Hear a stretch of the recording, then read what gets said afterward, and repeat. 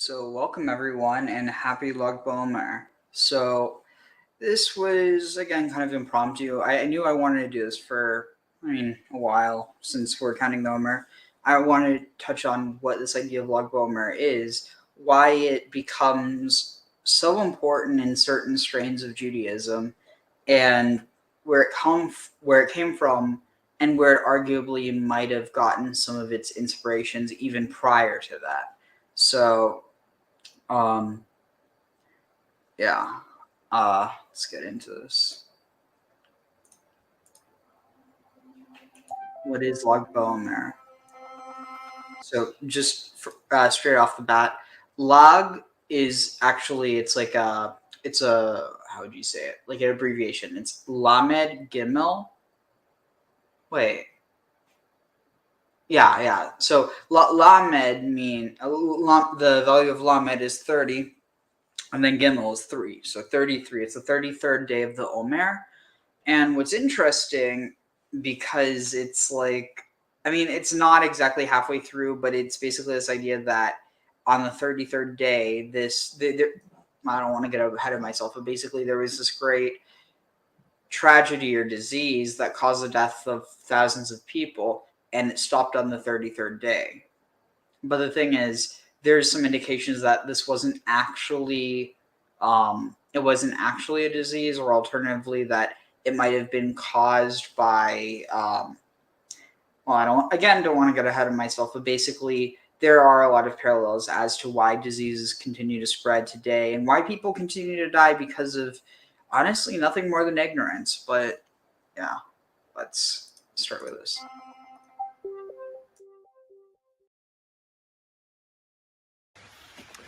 What is Lag BaOmer? Lag BaOmer takes place on the 33rd day of the Omer and recalls the time of two very important events. Number one, the end of the terrible plague that affected the students of Rabbi Akiva, 24,000 of them who had died. The other one is the passing of the great sage, Rabbi Shimon Bar Yochai. Who was Rabbi Shimon Bar Yochai? Rabbi Shimon Bar Yochai was one of the remaining 5 students of Rabbi Akiva. Rabbi Akiva had bequeathed them the entire Judaism. Rabbi Shimon was an outspoken critic, just like his teacher, Rabbi Akiva, of the Romans, and a bounty was placed on his head. Rabbi Shimon was forced to flee and hid in a cave, not too unsimilar to the one that I'm standing in now. There, Rabbi Shimon will remain hidden for a period of 12 years. After that time, he exited, but he wasn't prepared to live a life outside within the community. So Hashem hears the divine voice and says, "Go back, Rabbi Shimon, go back in the cave. You and your son, you're not ready to leave." They spend another year. Once they exit, they become the great sages and teachers of the Jewish people.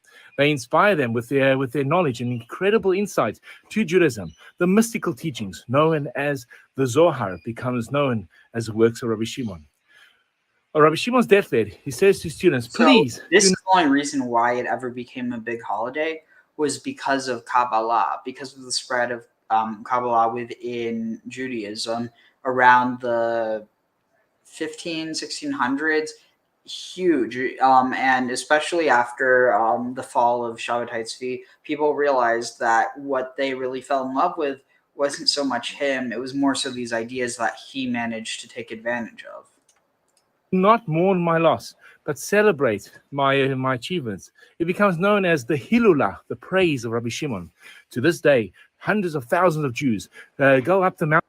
Might be, I mean, Hilula, Hillel ben Shachar, like, he's literally understood as the person who reveals the Zohar, and by extension, basically the more feminine side of Judaism. And in some ways, you could view that as, Hillel ben Shachar, the shining one, the son of the dawn, or son of the goddess.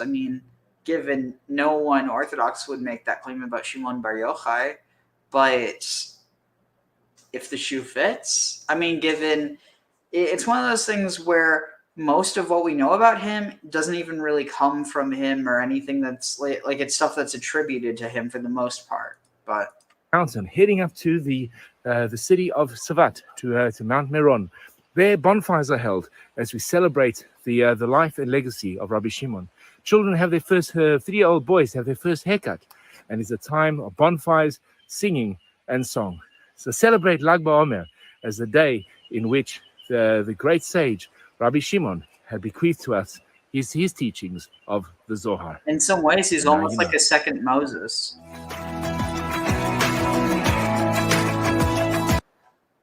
So, yeah, kind of doing this off the cuff. So, okay. Oh,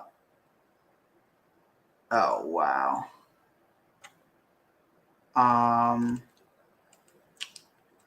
Let's see. Well, here, this gives some historical context. As more news comes out about the worst civilian disaster in Israel's history, with at least 45 people killed, there are many likely wondering, what was this event with over 100,000 people gathered in Meron? And why is it so significant for so many people? Meron is a tiny town in the north of Israel that once a year hundreds of thousands of Jews go to as a pilgrimage site on Lag BaOmer. Lag BaOmer is a holiday that literally translates to the 33rd day of the Omer, which is a period counting up from Passover to the Jewish holiday of Shavuot. During this period, many Jews won't get married, shave, or listen to live music in honor of the 24,000 people who died in the 2nd century, students of one of the most illustrious sages, Rabbi Akiva. Now, Lag BaOmer, the 33rd day, takes this period from a time of mourning to one of celebration, celebrating a few things. The big one here being the Yortzeit, the anniversary of the death of Rabbi Shimon bar Yochai, who lived in the 2nd century. Shimon bar Yochai was a massive figure in the Talmud, and he is traditionally credited with authoring the Zohar, the key text in Kabbalah. Before he died, he requested his students mark the anniversary of his death with a day of rejoicing. And now it's a long-standing tradition to do that by heading to Meron each year. Longer than we can say. Here's a picture from the 1920s of this celebration, and there's clear evidence of this pilgrimage going back all the way to at least the 14th century, and it undoubtedly had started quite a bit before that. It's interesting to note that many, if not most Jews outside of Israel, don't think of Lag BaOmer as all that major of a holiday. But in Israel, the atmosphere of Lag BaOmer can be felt throughout the country. You'll find bonfires, which are said to represent the signal fires of Bar Kokhba, a figure who led a movement to win Israel back in the 2nd century. And you'll find barbecues, singing, and that just doesn't make sense. Why would a holiday that's become huge, for the rabbi? Sorry, my dog's barking. Why would a holiday that's become huge for the rabbis celebrate Bar Kokhba? He was literally condemned as Bar Kosiva, like a son of the lie. Kazav means to deceive. The point is, it makes no sense. These bonfires are going back to a more primordial. Oh, hold on, my dog is about to bark again. I'm going to continue. Lots of celebrations. In Meron, beside his tomb, they light massive bonfires, both to represent Bar Kokhba's signal fires and also the immense light that Shimon bar Yochai introduced into the world through his mystical teachings. Last year, because of coronavirus, the event was much smaller. And now with vaccinations far more prevalent throughout Israel, this was the first time a large group like this was allowed to gather. Over 100,000 people went. It was a lot of people in a small space. Years ago. Noam Weissman, the head of content here at Unpacked, went to it back in 2004. just one of the millions who this experience has impacted. It was like a 48-hour rock concert. We went there for the weekend, and it was a profoundly religious experience, such that I've never had in my life before. People were sharing meals with each other, having conversations, praying together, singing together, being in nature together. Some looked like each other, some looked very different from one another. It really felt like one of the most important Jewish moments of my life. It's a memory I will always have, and I carry it with me throughout my life. It's hard facing that this time of joy was turned into a period of darkness. It's been very difficult. Israel has rallied with support and help. Hatzalah's communication trailer called in units from across Israel. Air Force helicopters and IDF Unit 669 came and helped with the evacuation of the wounded. Blood donations poured in from throughout the country. This showcased Israeli solidarity at its best. When it really counted, Israelis came together regardless of politics or religion. Here are Arab residents of a neighboring town close to Meron setting up a refresh station. And here are some young people in Tel Aviv donating blood. Rabbi Joseph B. Soloveitchik, in confronting why do bad things happen to good people, once said, "We ask neither about the cause of evil, nor about its purpose, but rather about how it might be mended and elevated." Our hearts go out to all of the families and communities and friends of everyone who died and are wounded. If you wish to donate or want help dealing with this trauma, there's a link below with a collection of resources. So yeah, that was 2 years ago. Wow. This should be good. Man caves and bonfires. So there's another Jewish holiday coming up that has a lot of interesting names associated with it. I know what you're thinking. All these Jewish holidays. When do those Jewish people ever have time to actually get stuff actually done? Well, it's a good question. I'll tell you. I don't know, but it's a tradition. The party must go on. Maybe that's why we always keep our heads covered. No, that's not it. But anyway, I think we're getting way off topic. So this holiday, although it's not as intense as Passover, the tradition. The party must go on. Maybe that's why we always keep our heads covered. No, that's not it. But anyway, I think we're getting way off topic. So this holiday, although it's not as intense as Passover or whatever, it's still pretty significant. It's called Lag BaOmer. This is significant because there was this dude whose name was Rabbi Yochai, who, by the way, pretty much authored the Kabbalah, and passed away. But it also marks the end of a plague that had killed nearly 24,000 colleagues of his, all of which were the students of Rabbi Akiva, who, by the way, only started studying the Torah by the age of 40 because water was dripping on a rock. That's pretty much the story. Can you explain a bit more? Oh, so I should explain more? Yeah, we want to know more. That's it. Like more detail? There's time? Okay. So Rabbi Akiva, who would one day become one of the greatest scholars ever to have lived, only started studying the Torah by the age of 40 years old. He had not even begun to learn the Hebrew alphabet by then. One day, as he was pondering his simplicity, he noticed a rock that had a hole pierced right through it by drops of water that was dripping on it consistently. He said to himself, if something as thick as a rock can be penetrated by something as light as drops of water, certainly in the same way Torah can penetrate me. One thing led to the next, and over the course of time, he became one of the holiest and smartest men ever to have lived and had thousands upon thousands of students. Kind of like LinkedIn. With persistence, the followers come. Problem is, his students didn't get along all that well. Apparently, it was pretty bad.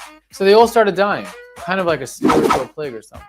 And Lag BaOmer marks the day that the plague has stopped. And it was a very happy occasion for those who hadn't died yet. Anyway, at some point around the same time, Rabbi Shimon Bar Yochai had to run away from the Romans because the Romans had somehow found out that he criticized them. So he and his son hid in a cave for 13 years, surviving only by a stream of water and a carob tree. The Romans were known for doing some pretty terrible things to people they did not like. Anyway, when the threat was over and it was safe for him to come out of the cave, he had a hard time adjusting to reality.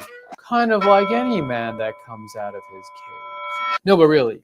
He had attained such spiritual heights and lofty greatness, he couldn't understand why anybody would trade any of their time for anything other than spiritual pursuits. Not like any man who comes out of his cave. Legend has it, he saw a guy plowing his field. Fire came out of his eyes and burnt the guy up. Because he should be studying Torah, not plowing fields and stuff. Anyway, God told him to go back into the cave for another year. And he could only come out when he was able to tolerate that people not on his level were still okay. And a year later when he came out, he saw a dude collecting flowers for Shabbos. And he was like, oh, that's cool. So he was ready. He was good to go. He could leave. Anyway, this is significant because he was among the students of Rabbi Akiva who did not get along. That's why they all almost died and stuff. So when Rabbi Shimon Bar Yochai was cool with the flower collecting dude, it had shown on a great character achievement and a getting alongness. of him. But really, Lag BaOmer is the day he had passed away, and is a day of great celebration. Why, you may ask? Because he was a very holy man and lived his life in completion. So when someone on his super high spiritual level passes away, it's not looked at as the end, but as a completion, like perfection. And his holiness is celebrated. You should check out in Israel how they celebrate over him. It is off the hook. In fact, Rabbi Yochai himself set to celebrate his passing by going out into a field, building a bonfire, and roasting marshmallows. Well, I don't know about the marshmallow part, but the bonfire part is to signify that just as he had brought a great light into this world with his works of Kabbalah, so we bring light into the world by lighting a bonfire. Just make sure you do it outside. I once tried it inside and it didn't work out that well. So yeah, do it outside. Anyway, this video is brought to you by Dynamite Media, and we do B2B marketing. Check it out. So yeah, basically, where does this idea of the bonfire come from? And well, also, so here's Meron right now. Let's see, is there any sound here? No sound. But yeah, so this idea of the bonfire, people could argue it goes back to Shimon Bar Yochai, but I think it goes further. The Queen of Heaven is a title that occurs only 5 times in the entire Bible, and it is found exclusively in the book of Jeremiah. In all of these passages, Jeremiah is upbraiding the people of Judah for worshiping her rather than the true God. In fact, entire families, including mothers, fathers, and even children, participated in these worship rituals. Not only did worship of her include cult prostitution, but the Judean women even dared to make cakes stamped with her image as offerings. While it is impossible to identify this false goddess with absolute certainty, some scholars contend that the best candidate is Ishtar, called the Lady of Heaven, the Assyrio-Babylonian goddess of love, fertility, and war. This is scripturally and historically possible because, as one scholar points out, there certainly was Mesopotamian influence in the worship practices of Judah, particularly from the time of King Ahaz until the reign of King Zedekiah. Israel was even after this time, we find in the book of Ezekiel Jewish women at the temple of God, worshiping and mourning for Ishtar's lover Tammuz, the god of vegetation. Additionally, or is it possible that this mourning for Tammuz gets absorbed into this mourning or awaiting the return of the Messiah or the Anointed One? Essentially, that Tammuz or Damuzid, David, one from the line of David. So rather than it being David literally coming back, it's someone from his line, and insofar he's understood as being alive through his line. I mean, it's pretty clear. David was beloved of God. Damuzid was the beloved of Ishtar. So, like, there's something there, even if it's only this, what is it, mimesis type thing, where you're taking elements from other stories or something that's very universal, but then you're taking your own spin on it. The Hebrew word for the cakes that the women made seems to come from an Akkadian word referring to a sweet pastry, which was offered to the Mesopotamian goddess Ishtar. Still, identifying this goddess isn't so clear-cut.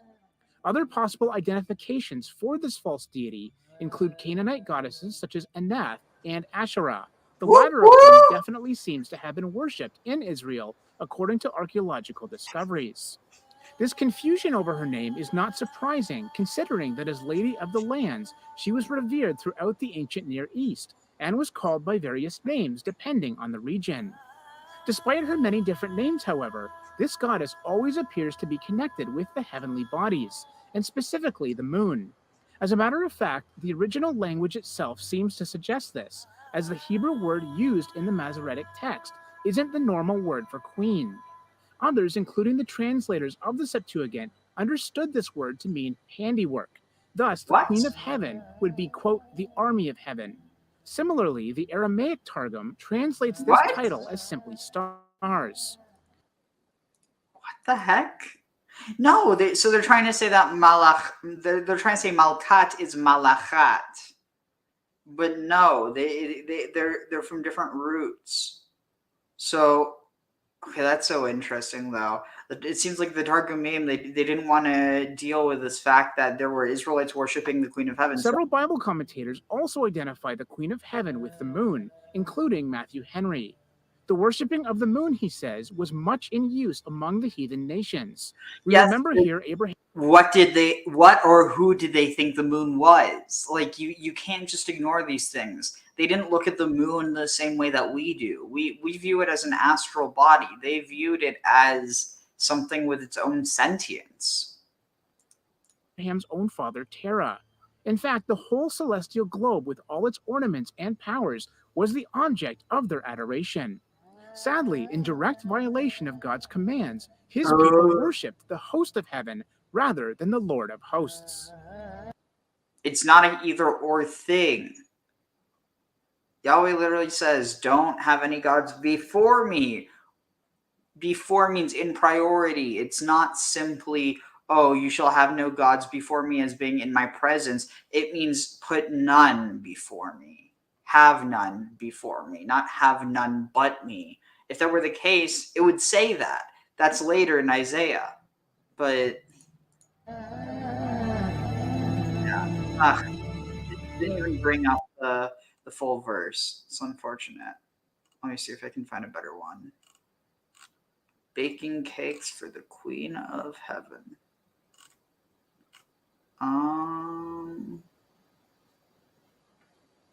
Let's see. What's this? This looks like it might be an interesting. Who is the Queen of Heaven? This is probably monotheistic, but throughout the ages, the term the Queen of Heaven is a term that has been used to refer to several different women. Ishtar, Akkadian. Who is the Queen of Heaven? I'm going back for anyone who needs captions. Throughout the ages, the term the Queen of Heaven is a term that has been used to refer to several different women. Ishtar, Akkadian, Sumerian Inanna, in Mesopotamian religion, is the goddess of war and sexual love. Ishtar is the Akkadian counterpart of the West Semitic goddess Astarte. Inanna, an important goddess in the Sumerian pantheon, came to be identified with Ishtar, but it is uncertain whether Inanna is also of Semitic origin, or whether, as is more likely, her similarity to Ishtar caused the two to be identified. Now, what a lot of people do not realize is that the term the Queen of Heaven can also be found in the Bible. Jeremiah 7 verse 18, the children gather wood, and the fathers kindle the fire, and the women knead their dough, to make cakes to the Queen of Heaven, and to pour out drink offerings unto other gods, that they may provoke me to anger. The title, the Queen of Heaven, is referred to in two passages in the Bible, both in the book of Jeremiah. The Queen of Heaven was the Babylonian Ishtar, the mother goddess, the mother of God. There are a range of different religions and beliefs who refer to Ishtar as the mother of God. The truth is, you do not need to be a theologian to know that God does not have a mother. He is from everlasting to everlasting. He is from age. But is it he? Or is it they? I mean, like, see, that's the thing. These people, they're like so certain about their theology, but they don't even realize how, what's the word? Like it lacks foundation. Because if you go back to the text itself, given, yeah, some of this stuff has been edited out and you have this, oh, Yahweh is the one and the only, but at the end of the day, it really doesn't, like, I mean, first of all, I mean, if you're a Christian, you believe that Mary is the mother of God. I mean, like, okay, maybe it's not the mother of God, it's the mother of Christ, but like at the end of the day, isn't that just splitting hairs? And I mean, furthermore, like, there's multiple things that refer to God within not only the plurality, but this idea that like one form of God can beget another form of God, or essentially just the idea of partsufim within Judaism, or the idea of like, multiple manifestations of God within Christianity.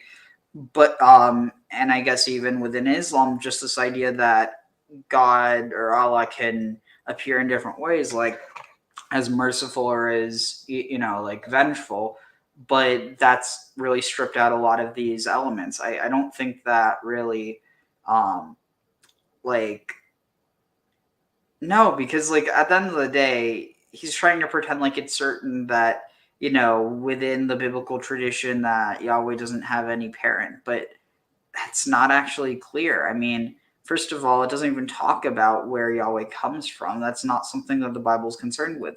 But again, if we can find stuff in other traditions, just because it's not mentioned in the Bible doesn't mean that those things aren't true about that God. I mean, at the end of the day, people want to say this God created this thing or this God created the universe, but at the end of the day, we can't say anything for certain. But what we can say for certain is how these gods were understood. I mean, that even then, we can't know certain things for certain. But the point is, we can reconstruct belief. We can't reconstruct what these people, like, we can't reconstruct the things that these people believed, or even that we believe. Like, if we were able to reconstruct, how God created the world, then there wouldn't be any question about, oh, did God create the world? The answer would either be yes or no, because we could either recreate it or we can't.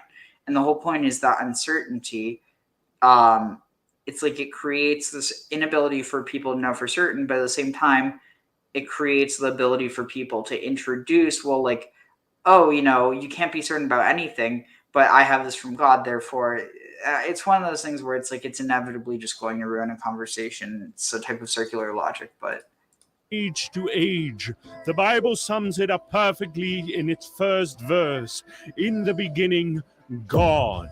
Not in the beginning, the Queen of Heaven. Not in the beginning, the Mother of God. oh, you really don't know. Bereshit might actually be an allusion to a mother god, Bereit. Like, you can't make this up. And not even that. So, Bereshit, no matter what, is a very feminine word. I mean, it's, well, first of all, it's feminine grammatically, but more than that, it's this understanding of creation itself. And creation is a feminine aspect. Like, there's this idea of that which will be created, but the creation itself is always going to be feminine, because, there's this idea of like, within human seed, there might be a blueprint, or actually, no, within anything, within any seed, there's going to be a blueprint for life, but without the earth, or without the medium, the matrix to grow in, all it is instruction. So it's this idea of like, you could view it as like, oh, in the beginning was the word, which, that's a Christian idea. It's based off of this idea of the logos, not necessarily of Jesus. But if you have this idea that in the beginning was the word, well, what was the first word? Because it wasn't Jesus, it wasn't El, it was Bereshit. It's creation itself. And again, creation might be a goddess, but more than that, we do know that that Elohim is plural, and it's not like, basically you could have 99 women and one man, and the word is going to be using the plural for male. So like you could have 99 nashim, 99 women, and one ish, one man, but all of a sudden that turns it from being nashim. So rather than having 100 nashim, even though you have 99 women to one man, it becomes anashim from enosh, which is the another form for ish. And so the point is, the word for man, like within a Semitic language, and within, I think, most gendered languages, the moment you have the introduction of a male into a mix, it turns it into being male for all of them. So even though anyway, to get back on track, Elohim could include female goddesses if you're taking it as the gods as opposed to the God. No, in the beginning, God. Everything that comes forth comes from him. God is infinite in resources Or her. and in power. No one created God, and this is something you need to remember. God does not have a mother. All things flow forth from. So, I mean, if that's the case, what was, like, basically by implying that God is infinite, basically this idea of olam, people take that as eternal rather than meaning from eternity or from an eternity past. It's not literally forever. It means that it's so long that it's unseen. So, like, just think about how insane that would be.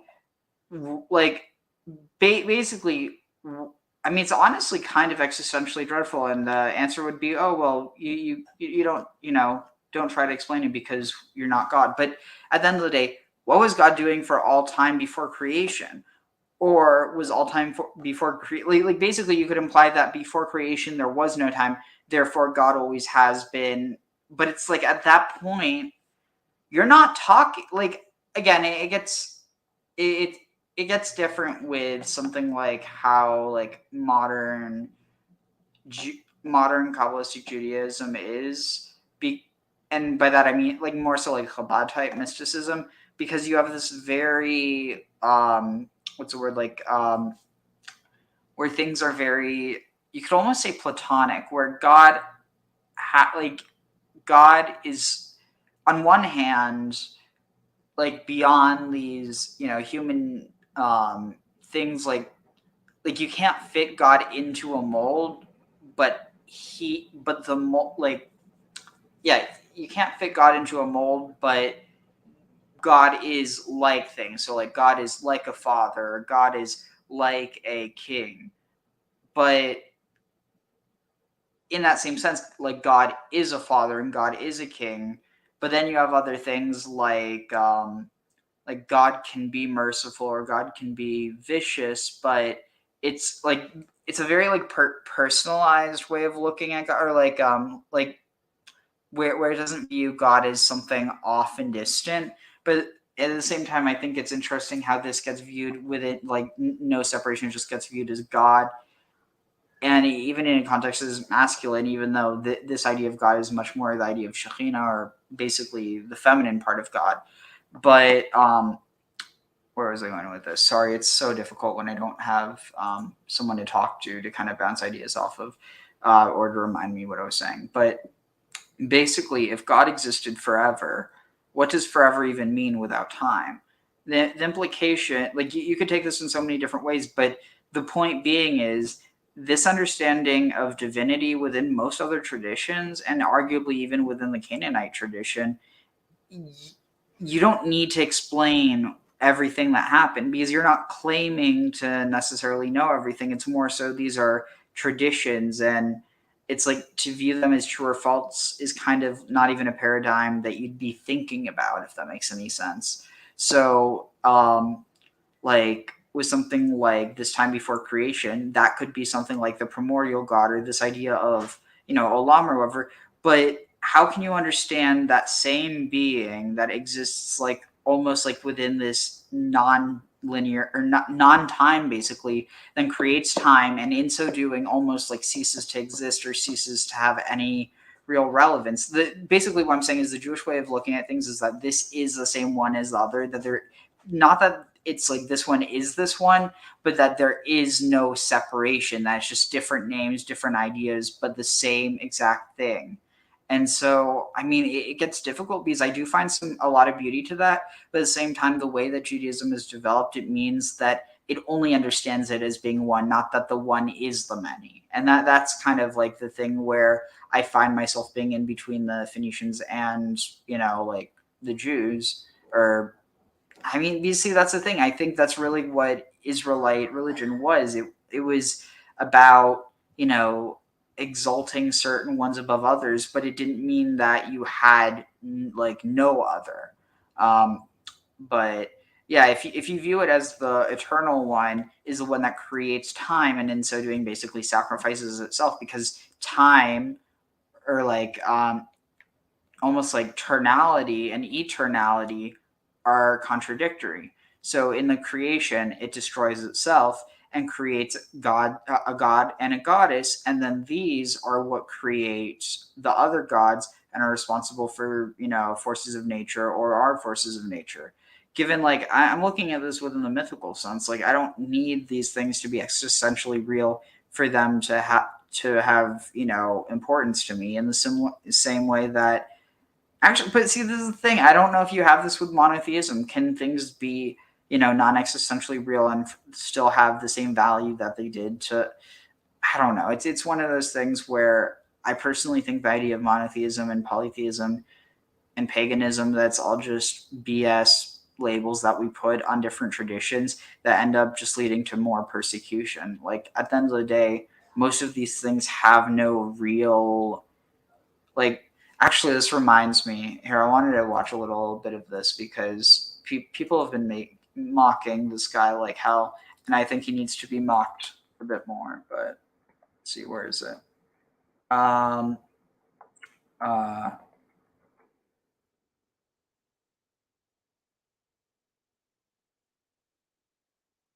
Yeah, like the stuff that he's saying about polytheism, it is just so ridiculous.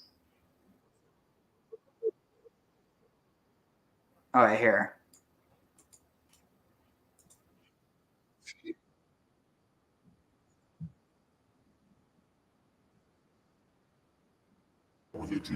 Oh, here it is. Sorry, forgot.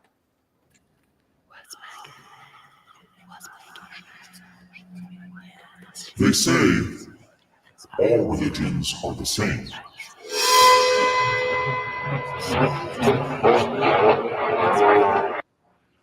Wait, what do you mean the chat became private?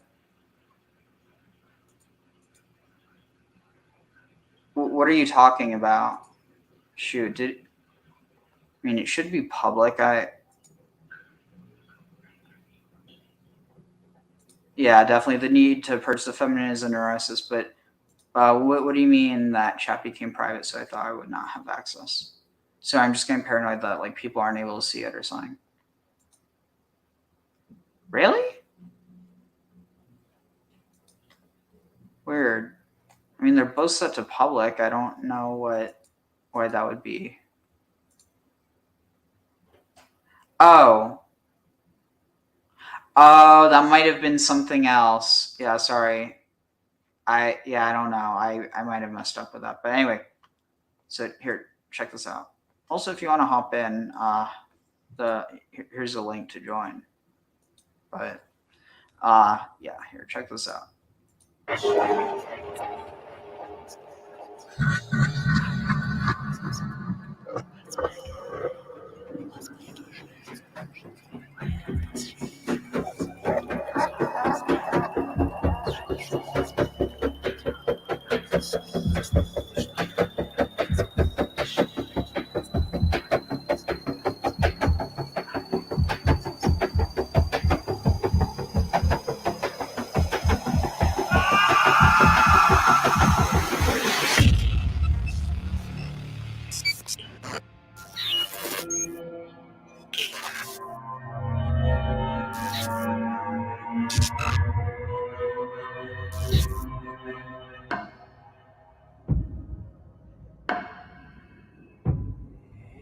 According to ancient Aztec priests, the god Tlaloc required continuous human sacrifice.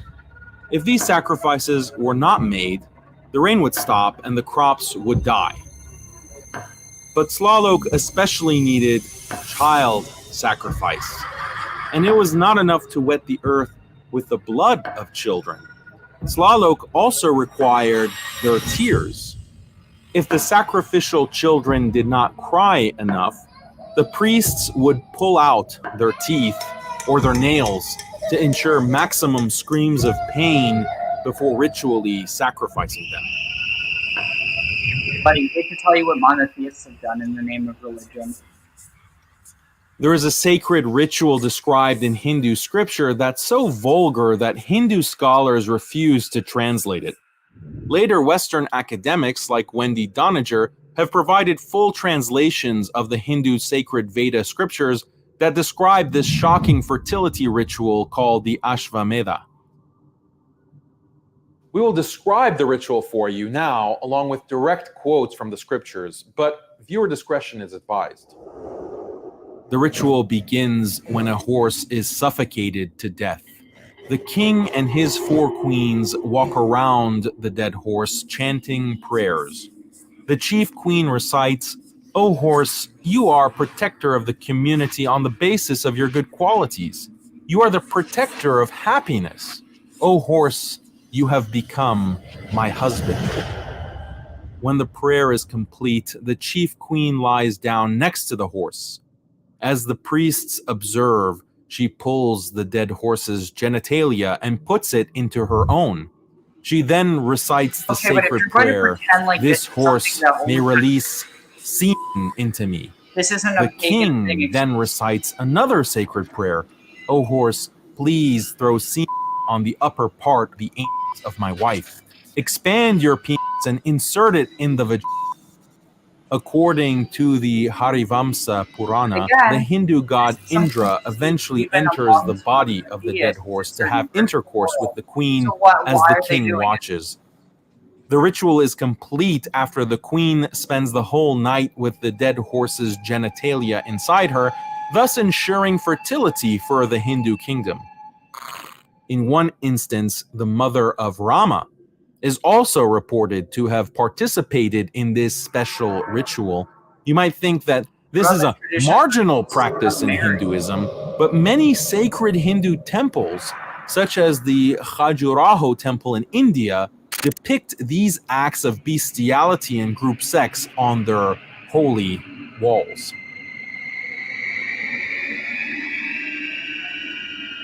Now, you could say that all religions are the same. No. But what other religions involve child sacrifice and dead horse bestiality? Again, I think that's just humans being fucked up. These are shocking examples, but there's a deeper underlying truth here. Religions that involve bestiality, human sacrifice, and child torture are all polytheistic. Why is polytheism conducive to these practices? I mean, sure, you have it condemned, but only certain types. Like what? So it's okay to do a horrific thing in this way, but not in that way? Can't we say like to pretend like all pagans were okay with this stuff? I think, like, obviously, you had people who had to go along with the status quo because their king was, doing this, but it doesn't mean that they liked it. Of all religions, Islam is unique in its staunch condemnation of polytheism in all its forms. Yes, sorry. Basically, what I was saying is that it's ridiculous to pretend like this isn't something that happens in monotheistic societies, because people are human. It doesn't matter whether you're a pagan or a monotheist or an atheist. There's people who are really freaking messed up in all parts of society, in all parts of, faith. And to pretend that it's something that's unique to that just because you have ritual, like this was at a more, primitive time in society. I'm not saying that it makes it right, but it's like you didn't have these same, and see, this is the point, because these morals aren't inherent. Some of them are, like, in a way, because they're like, everyone universally cares about their children. So if people can view something as abusive to children, they'll dislike it. That's something that you could say is mostly universal. But then you have what different societies see as abusive. And I mean, there's certain societies where what they consider normal is considered absolutely abhorrent in our society. And it's one of those things where I don't think necessarily that it's right to say that, like, it's, I want to be careful with this. Basically that, it's one thing to pretend that you criticizing this other culture, that you're doing it because, like, say you're Western, because then if it becomes about, basically like, oh, more civilized, then I think that it becomes a huge issue. It's a matter of certain things that are just basically stuff like bestiality. It spreads disease. It causes, I mean, basically you're not able to deal with something that's consenting. Therefore, it's inherently going to create these abusive mechanisms within people, and maybe you could argue it makes them more likely to abuse children and other other entities that can't consent. But I think that to pretend that like, oh, because there were rituals that involved this in ancient times in certain cultural contexts, like how come this isn't something that you see in mass in India today? Like, of course you have people in the fringes that do it. And that's not to say that just because something's in the fringe today means it always was in the fringe, but to pretend like, oh, we're so much more advanced than all these other societies because we don't, have polytheism. It's like, yeah, but look at some of the stuff that happens in different Muslim countries. Given it doesn't happen because they're Muslim, but if any of this had to do with religion truly, then them being Muslim would mean they wouldn't do it. But that's the point. Like, I'm not saying that Muslims are are horrible people. I'm just saying they're not, they're not extra great either. Like, Muslims are humans just like everyone else. And I think that, like, for instance, I mean, growing up as a Jew in America, I always felt really weird around certain types of evangelicals because, like, you kind of felt like a golden goat or like a golden calf amongst them, where it's like the appreciation they have for your identity, like, it's nice, but it feels much more about their theology than it does like your actual culture, if that makes any sense. And so, like, in that how did I connect it to that? My point is that I hated being viewed as like somehow spiritually higher, or like I had some better connection just because of how I was born. That always grossed me out. Likewise, I think that it's bad to say that someone is especially bad because of their religion. Like, it's one thing that if someone is, continuing the oppressive and the horrific things that their religion has or does espouse, but it's another thing if you're just dealing with, where was I going with this? It's another thing if you're dealing with someone who's just a member of a religion and their behaviors, maybe certain like dietary restrictions, will be dictated by their religion. But at the end of the day, if someone's a good person or a bad person, it's not because of their religion. They'll use their religions to justify what they already believe. So if you're a good person, you'll find ways to for your religion to justify that. But if you're a bad person, you seriously think that you wouldn't, but the general you. But my point is, if someone were bad, they were bad of heart, and they became religious, the question is, I mean, maybe some religious people would be like, oh, well, that means they're going to become good. But realistically, no, it means that they're going to start using their religion to justify their bullshit. And I think that's something that we need to that we need to stop pretending about. People in all belief systems, it doesn't matter if you're Jewish, Muslim, Christian, Hindu, Sikh, Buddhist, Shinto, etc. At the end of the day, realize that you are human just like everyone else, and that regardless of what you believe, you're not better for what you believe. Like, I mean, I would argue that there is such a thing as better and worse people insofar as how we treat people. So that you can be better than another person, but not because of who you are, like in a inherent sense, because at the end of the day, even attitudes can change. Someone who once was a great saint or a great person can become a horrible, maniacal, evil person. Likewise, someone who once was truly... But see, there's the thing. When it goes the other way, someone who was good and turns bad, everyone kind of, there might be a redemption story for them, but generally it's understood that they went bad. But if someone bad goes good, there's always going to be those people who wonder, are they just using this to justify it? Are they just using this as a crutch? Are they being sincere? And I think that's kind of, at the end of the day, it can be a bit of a problem, because do people like at the end of the day, and this is the thing, people should never be forgiven by society just because they convert to a religion or because they start becoming a better person.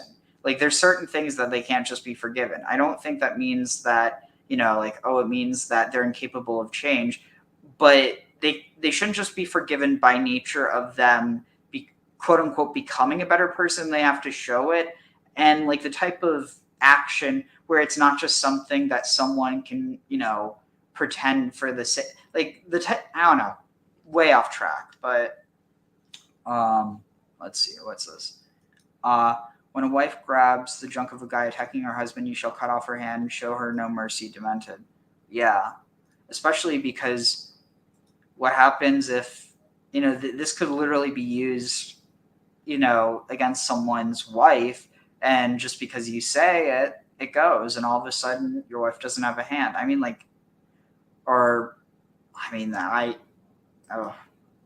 Pluralism, a different impulse than domination. Yeah. Anyway, let's continue. No religion takes a harder stance against of polytheism in all its forms. No religion takes a harder stance against polytheism. Islam teaches that the greatest injustice is polytheism or shirk, and the greatest virtue is strict monotheism or tawheed.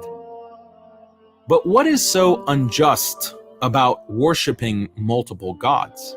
And what is so morally good about strictly worshiping one god? Nothing. We live in a world that has whitewashed polytheism. People think that the only difference between a monotheistic religion like Islam and polytheism is Muslims have a mosque that doesn't have idols in it, whereas Hindus, Buddhists, and pagans have temples with colorful statues. Why get so worked up about this difference? What's the big deal? If you believe in multiple gods versus believing in one all-powerful God, that has a huge impact on your psychology. Unlike the polytheist, the true monotheist, namely the Muslim, worships only one all-powerful God. This one God has created him and everything else that exists. This one God has given him the eyes he sees with, the ears he hears with, the heart pumping in his chest, and is the sole provider of literally everything he has. This understanding creates a very specific dynamic between God and the believer, a relationship built on feelings of intense love and deep gratitude. The believer is in a state of utter... So here's the thing I don't get. You can have a high God. He or she or they, whatever, can be responsible for everything in the world, including all the other gods. How does that conflict?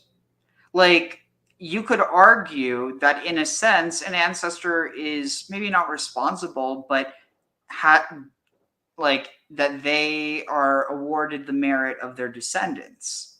I don't know if that's a religious understanding, but that definitely sounds like something that would hold up. You are only able to exist because of your ancestors, and your ancestors were only able to exist because of their ancestors, or essentially, if you believe this, because of the gods or because of God.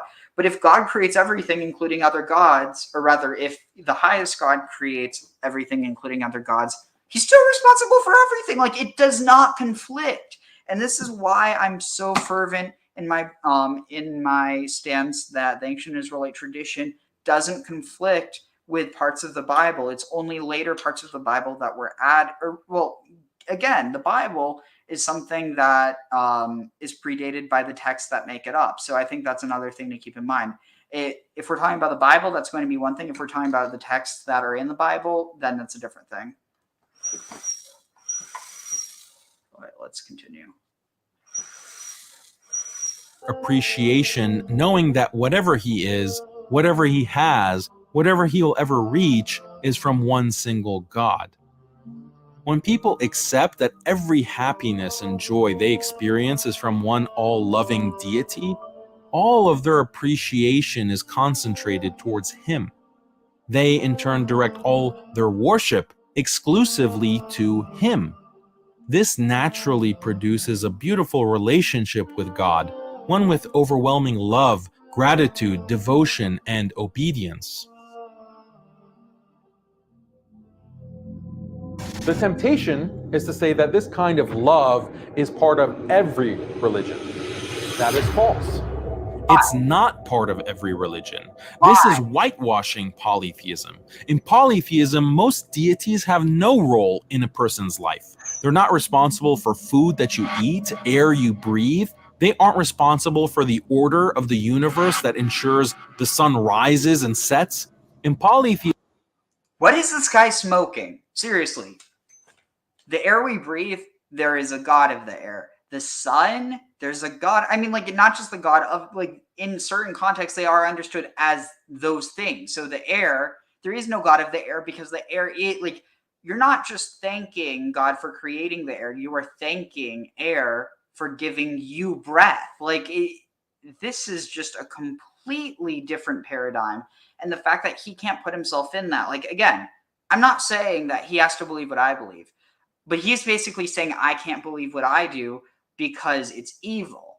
And it's like, I mean, some people might take a different stance, but I don't. Well, actually, hold on. No, this guy, he's a real monster. He's justified pedophilia. So no, like, I think what this guy tries to put forward is evil. I don't think that has to be what Islam is in every context. In the same way that that's not what Judaism has to be in every context, given we're talking about different things in this regard. But like, the point being is, I respect people's belief to have, I respect people's right to have these beliefs, but that doesn't, like basically, I respect people's beliefs up into the point that they respect mine. It's kind of like it's the paradox of tolerance. You can't be so tolerant that you tolerate people who want to get rid of tolerance, if that makes any sense. Because doing so is essentially suicide. Like, you don't have to go and, beat people up for saying, let's get rid of, freedom of speech. But at the same time, if you just keep on letting people say, oh, freedom of speech is bullshit, so let's get rid of it. Or, you shouldn't have the right to practice religion how you want, therefore let's get rid of it. Like, no, like, at the end of the day, that's where, I mean, this is just my sense, but you shouldn't have the right to use a right. Basically, your right should not be your right should not have the right to be used to destroy itself. It's kind of like, why is that shouldn't be, like, that should not be seen as unconstitutional, because it was also on the books that it was illegal for people to commit suicide. In some places it still is. So if that can be illegal, why can't it also be illegal to use a law against itself? Like, it's one thing if you're trying to change a law, like, something was passed and you're trying to change it. But when you're talking about trying to use a right, something that's enshrined in the Constitution, to erase itself, that would be like, I mean, like, why is suicide seen as okay when it comes to things that are in the Constitution, but not when it comes to human life? Like, I personally think that it's one of those things where, like, human life is sacred, but at the same time, if someone's going to off themselves, like, there's really nothing you can do about that besides try to get them help. Like, if you just lock them up for, shouting a cry for help, or alternatively, just because they literally don't want to be there, criminalizing them isn't going to help them. And so it's kind of one of those things where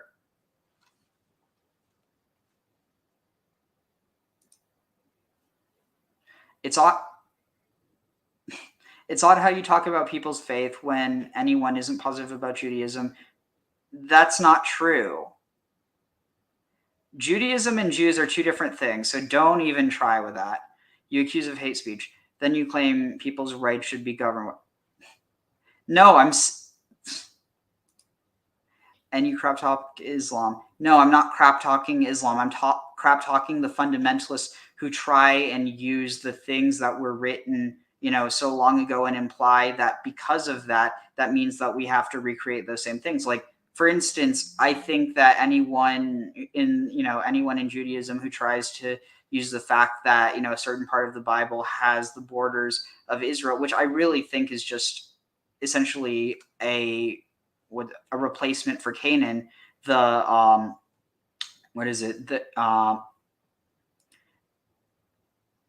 except one is an ethnicity. Like, there is such a thing as ethnic Jews. There is no such a thing as ethnic Muslims.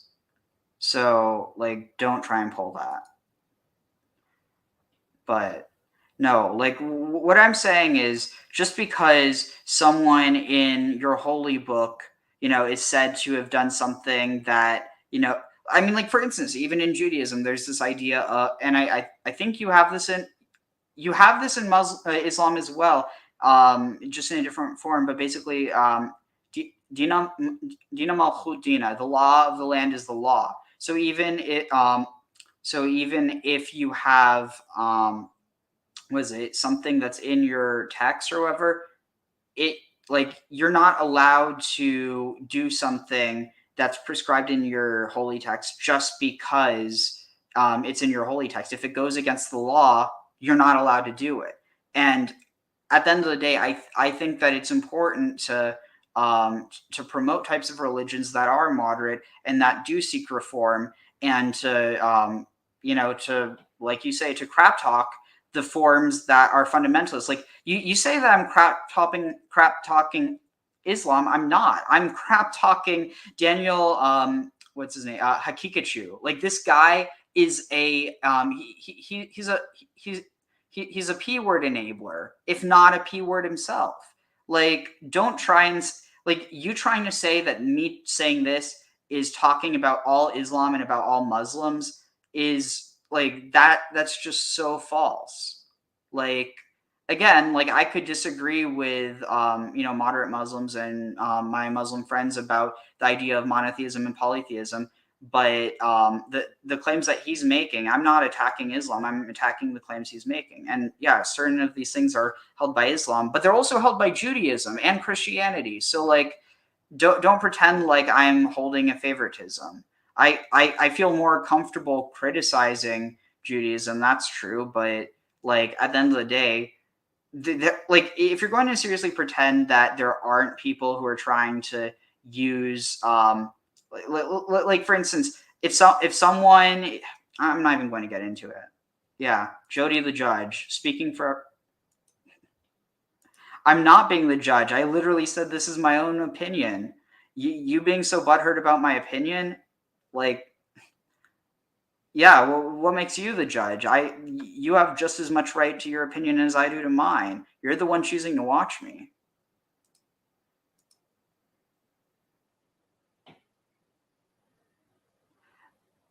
Yeah, I really think that's one of those things where people see me and they see me talking about Jewish traditions. And even though I'm one of the furthest things you get from Orthodox, people still just see a Jew defending Judaism and like trying to do apologetics for Judaism.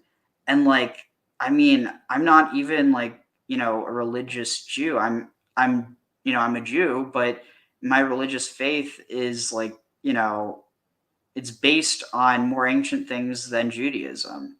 And so I just think that, like, yeah, we all can, should, and will make judgments.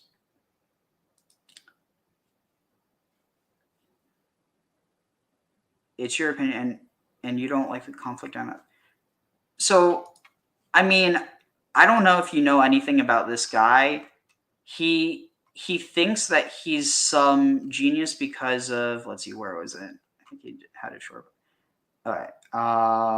Where was it? First of all, he's the type of guy where he promotes religious radicals on all sides.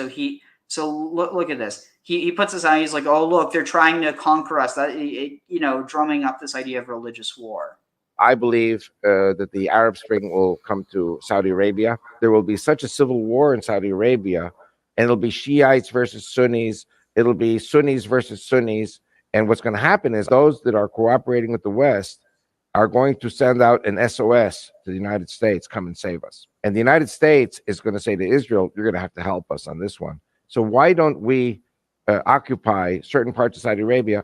And why doesn't Israel occupy certain parts of Saudi Arabia to save these Saudis? What I see happening here is a political trend. Return to Mecca means the return of the Israelites to Mecca, Medina, and Mount Sinai. The borders of Israel will go down from Lebanon all the way to Mecca and Medina.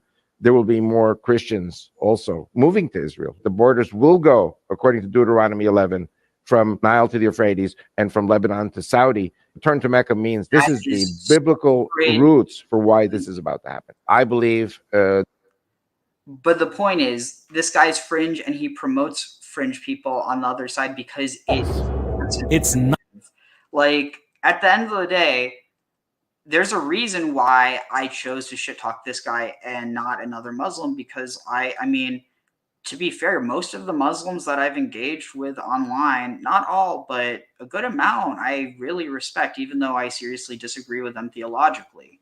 This guy, I mean, he honestly, he's just he's like a slug. I mean, let me see if I can find it. Apostate prophet did. Wait, here. Let me open it up in a different one. Here, 1 second.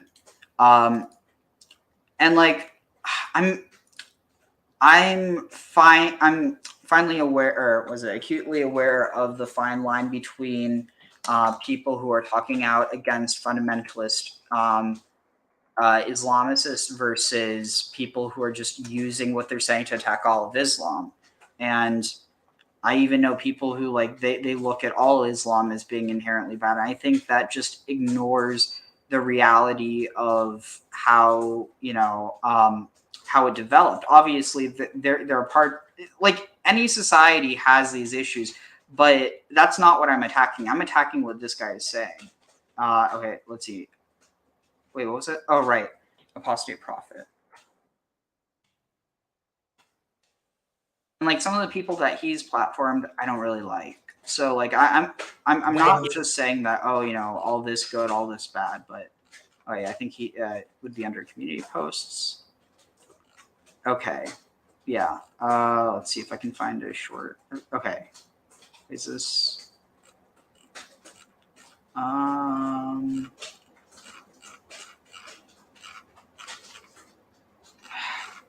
most of it's just extremely long. I'm seeing if I could.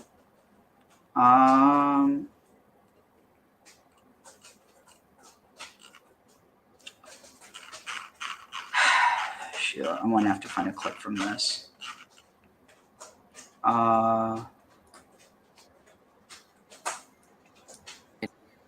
Higher cost. Let's see, where is it? So you guys can see what Fani says. So this is his quote that allegedly debunks. Hold on.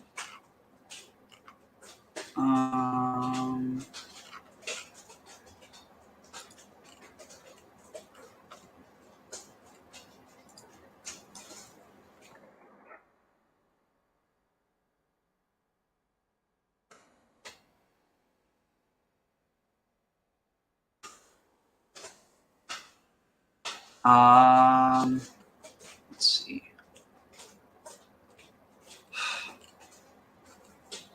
All right, this might be good. Wait, is it?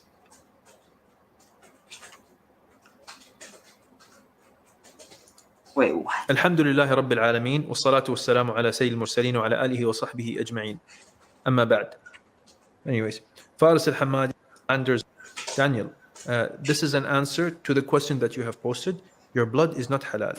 When you say blood is halal, means it's permissible. Okay, wait, no, that's all right. Sorry. Let's see. All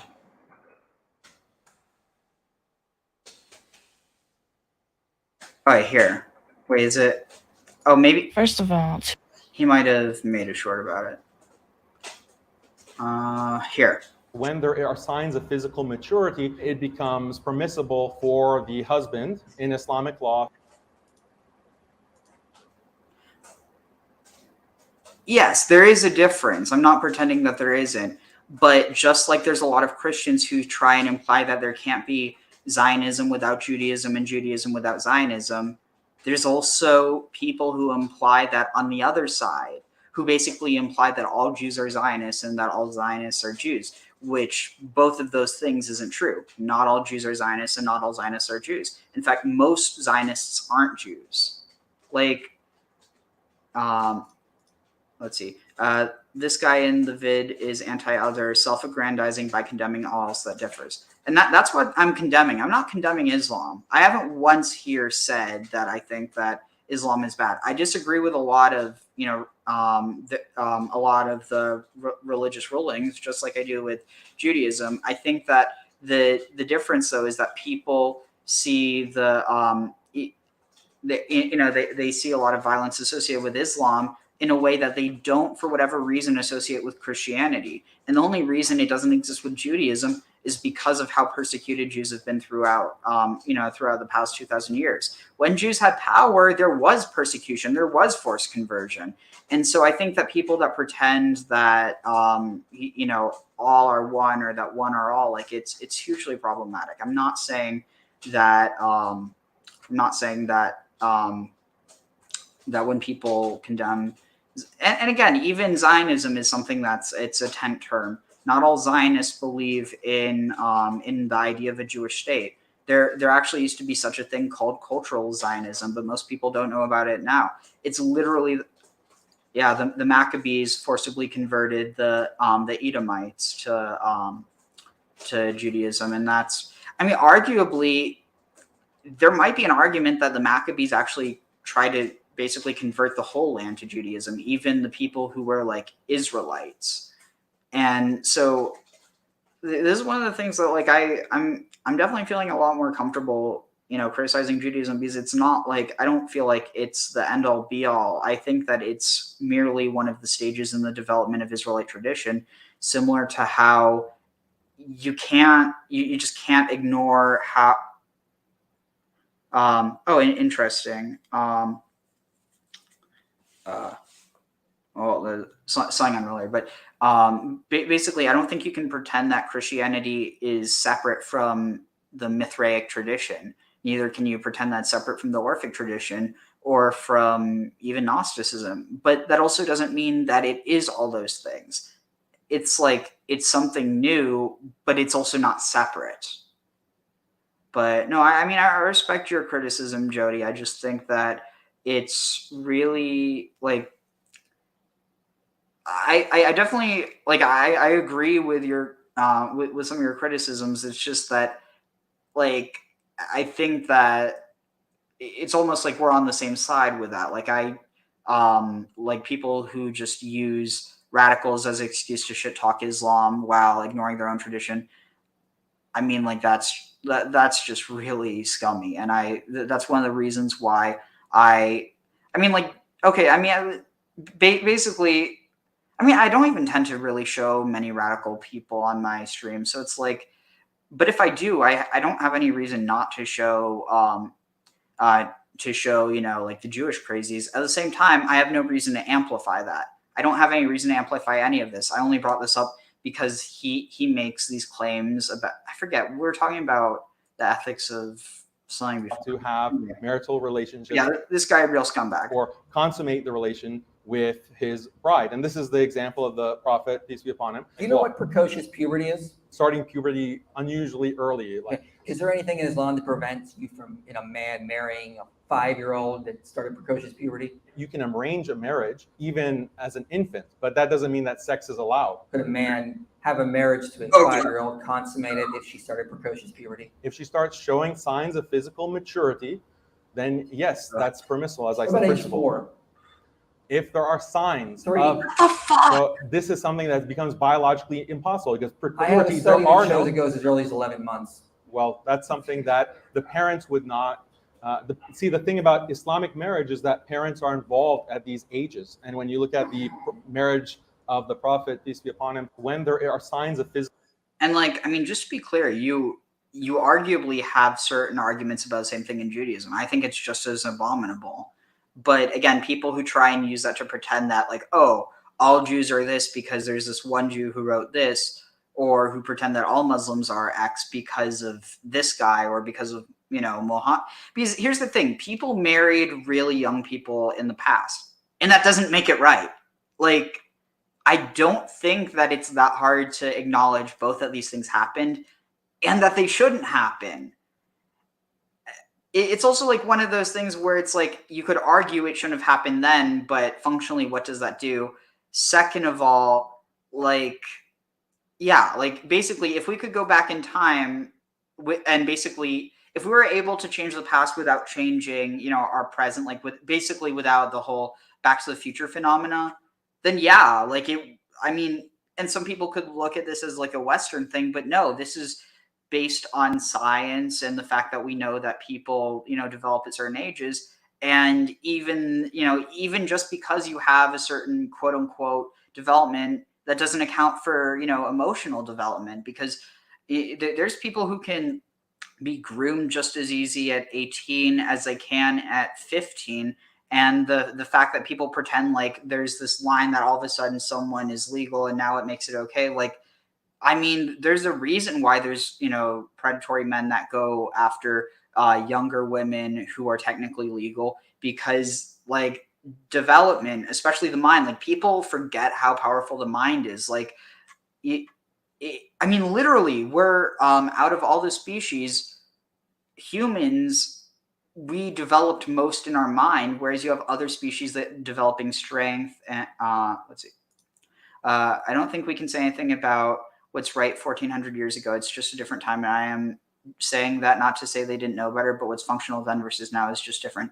I mean, that's kind of what I was trying to say. And it's one of those things where that's part of why it scares me when you have people trying to redefine the stuff like nowadays in order to go back to the past. And like, that's a big meme you'll see amongst some like far right reactionaries of all religions, all traditions, this idea of return. Like, there is a good type of return, but not a total return. It has to be a return to the good, but a rejection of the bad. Otherwise, you're just going in circles and you're not learning from the past. Anyway, let's continue. Where was I going with this? Oh yeah, so I just want to watch a few more minutes of. Oh wait, where was it? Here, shares tab. Not part of every religion. This is whitewashing polytheism. In polytheism, most deities have no role in a person's life.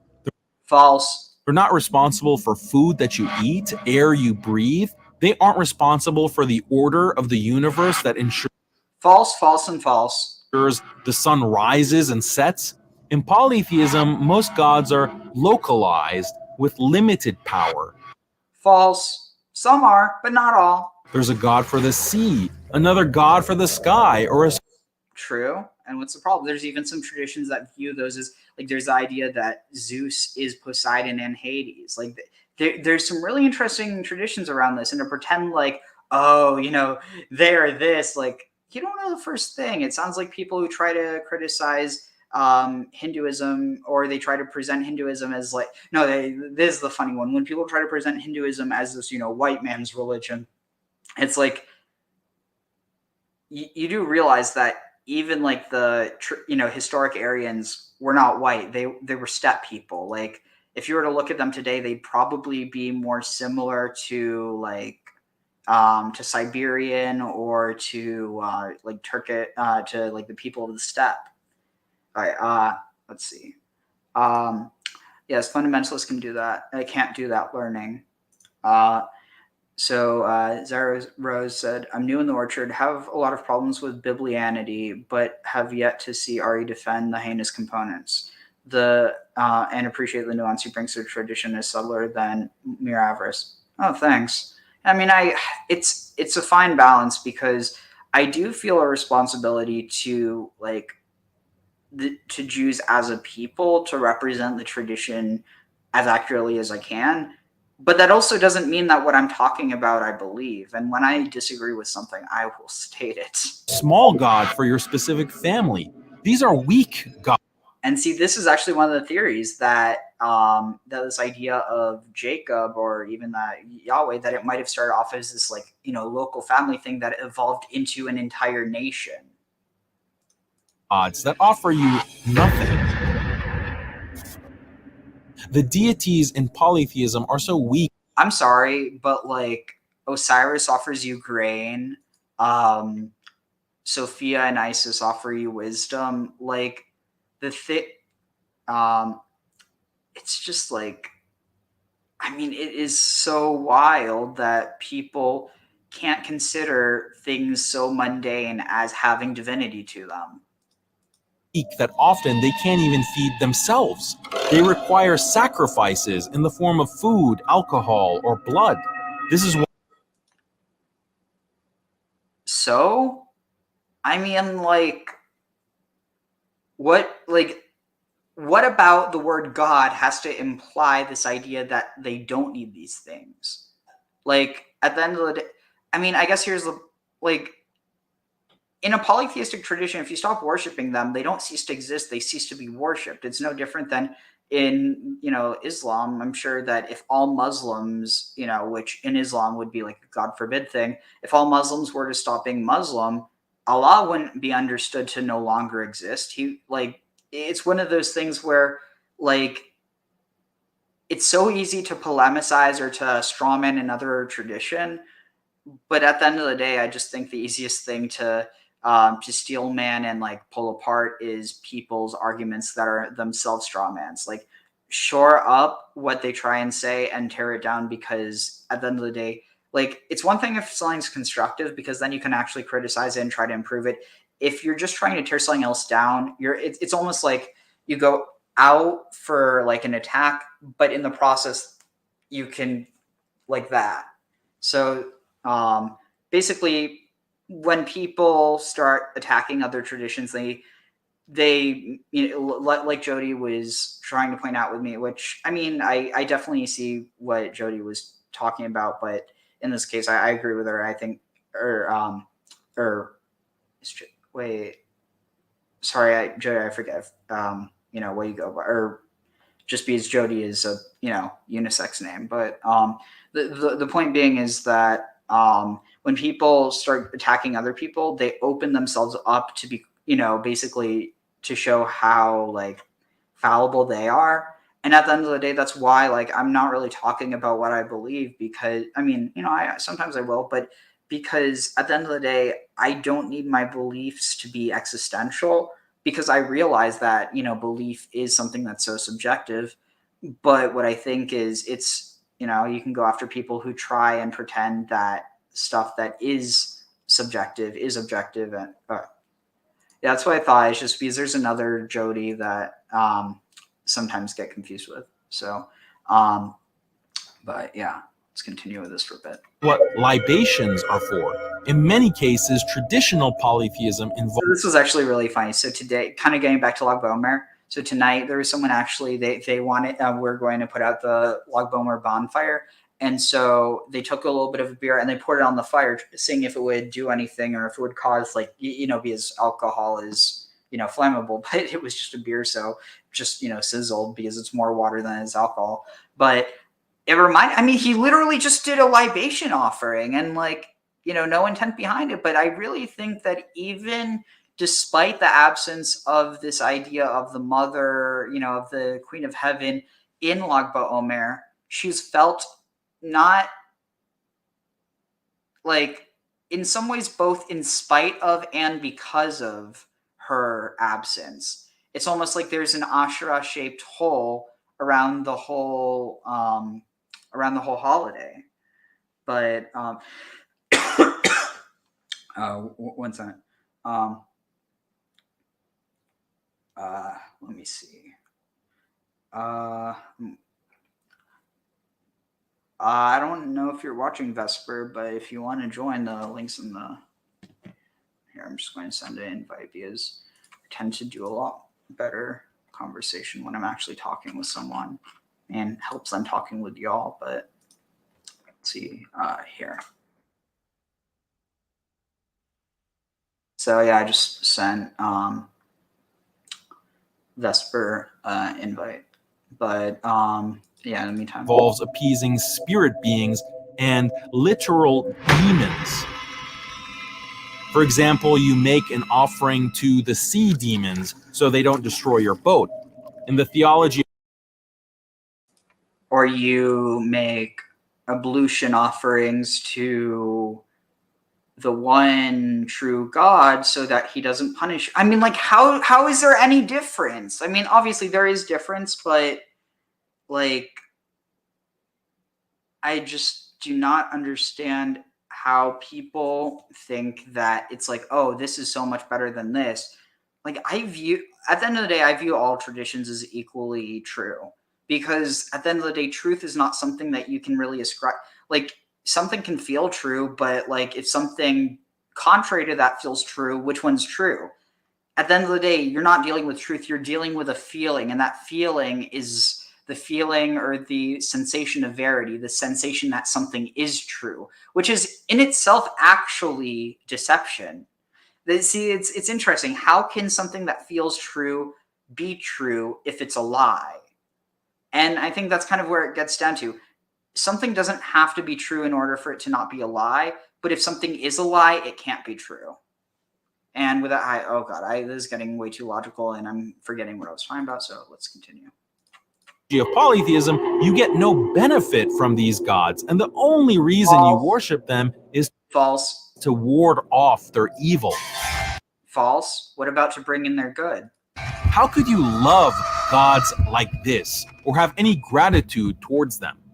I mean, with all due respect to this dude, people say the same thing about Islam. I'm not going to, because people say the same thing about Judaism, and I'm not going to, in the regard that, I mean this both for Judaism and Islam, is that, like, if you view this whole idea of, like, good and evil, like, if you buy into the narrative of good and evil or good and bad, then that means that, you know, God created the good and the bad. But within that, like, one of the apologetics for that, which I actually think isn't merely just an apologetic, but almost kind of like a, I don't mean logical as in like, oh, it's just logical, like colloquially logical, like it should be obvious, but rather that it's logical in a sense that there can't be good without bad. Like, you can't appreciate, basically discomfort is a lack of comfort, and comfort is a sensation. Like, similarly, sadness, see, that's where it gets complicated, because happiness sometimes, because if you're sad, like if you're not sad, you're not necessarily happy. But if you're not happy, you're not necessarily sad. You can be a type of neutral. Likewise, you can be sad. Shoot, I'm getting way off track. You might even hate these gods. Polytheistic religions have this inherent ugliness. It's the complete opposite of monotheism.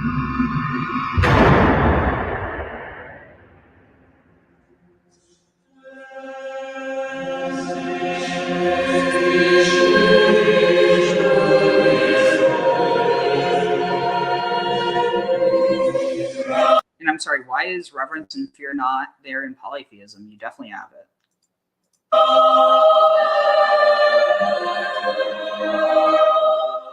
The thing about believing in one all-powerful God who has created you and controls the universe, that gives you a strong sense of fear as well as humility. This is a natural human reaction. We all naturally fear. I'm going to be completely honest. I have much more humility now than when I ever had the possibility, or like, while I still had this idea of the existence of a chosen people in my head. Given, I mean, I've been past that for a long time now, even though like I haven't, you know, nearly been this developed in some of my, you know, theology. I've more or less always thought, I mean, basically since maybe like I graduated high school or so, you know, once I start to really get out there and think for myself and, you know, exposed to people from all different cultures, the idea that,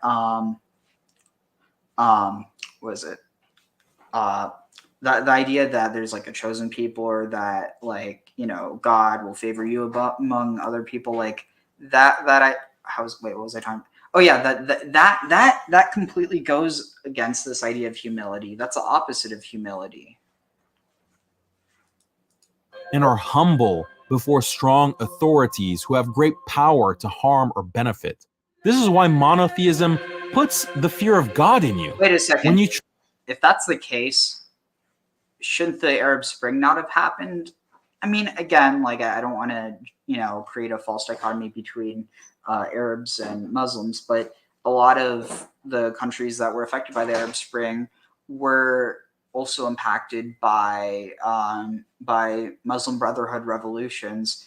And so like within that regard, I mean, I guess you could, someone might make the argument they were trying to overthrow the false authorities in order to establish a true one, which, I mean, and again, I want to clarify, like, the people who were because the Arab Spring, that's also when ISIS started rising. But again, I think that anyone who tries to pretend like there's a connection between ISIS and Muslims, it's like pretending that there's a Christian. Well, okay, I want all Muslims. It's like pretending that there's a connection between all Christians and the Crusaders, or all Jews and I'm trying to think, all Jews and the Zealots that led to the destruction of Jerusalem.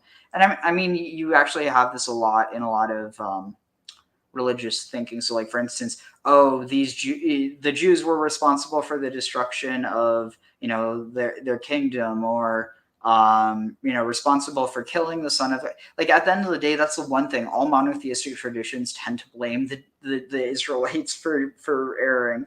The Jews blame the Israelites for for continuing to not listen to the prophets. The Christians blame the Jews or Israelites for not following Jesus, and for supposedly being responsible for his death, which, again, it was only one element of Jewish society then.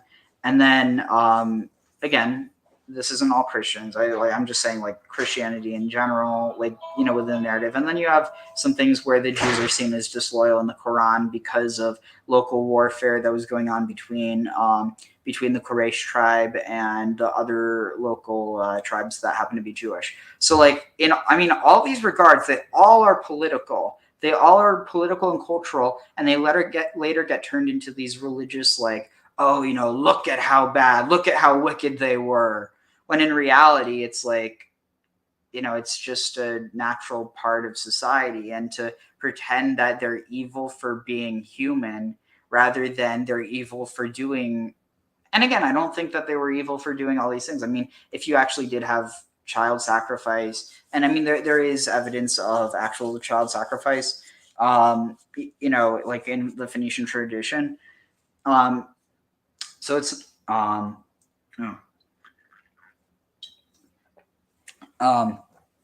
actually, I'm going to need to finish this. I'm going to get back on track, but let's see. From him, and never make this mistake of believing that the Lord Jesus Christ began in Bethlehem. Jesus Christ took human form 2,000 years ago. He was not created 2,000 years ago. Jesus Christ was there before the very foundations of the earth. The Queen of Heaven was the Babylonian Ishtar, identified with the planet Venus, whose worship, similar to the cults of the Assyrian and the Canaanite goddesses Asherah, Ashtaroth. What's this? No ugliness and monotheism. What about those who see Satan as the one true God? He will. Well, but don't you realize that he would? Oh wait, are we talking about this guy or the other guy? Because the Hakikachu would probably say, oh, well, don't you know this one that you're talking about is like the true God? You're actually talking about Satan, or, Shaitan. And then what Christians would say, oh, this God of the world that you're talking about, that's actually Satan, because it says in our Bible, he's the God of this world. But the thing is, how do they not realize that that's referring to Yahweh? Like, it's very clear. And the idea of like a higher God, or like where was I going with this? That the God of this world versus the God of heaven, or the God of, like, the true God. That's clearly referring to this idea that is inherently not monotheistic. Same with I mean, how can you say that Shaitan has power over the world and he's not a god? I mean, like, furthermore, like, I mean, you have the whole thing with the, quote unquote satanic verses referring to, was it Alat, Almanat, and Uzat? But the point here, though, is that within all monotheistic traditions, you have these, like, pinholes that the light of polytheism is able to still shine through. And I honestly think without that, in not all regards, but in certain regards, it wouldn't have been possible for these traditions to continue. Hyperish says it's just a cultural flavor or something fundamentally human. That's why I stopped giving any attention to apologists and critics of religion. It's a waste of energy most of the time. Yeah, it's one of those things where people just want people to give them thumbs up for punching a punching bag. You know, it's like, oh look, I'm beating this guy up. And it's like, don't pay attention to the fact that this isn't a guy, this is a punching bag. And Anath was probably introduced into Judah by the apostate king Manasseh in 2 Kings 21 verse 3. In Jeremiah 7 verse 18, the prophets recounted the abominable practices which the Israelites did to provoke God to anger. The children gathered wood, the fathers ignited the fire, while the women kneaded their dough to bake cakes to what they eulogize as the Queen of Heaven. Really interesting. So I'm going to pull this up in Hebrew, and you're going to see what these cakes that they were, because they weren't just cakes. So this is let's see, Queen of Heaven. Right here. Let's see. Where is it? Cakes. Lemonkat Hashemayim. Kvanim Lasot Kivanim. Okay, so Kavan. So this might actually, is it spelled this?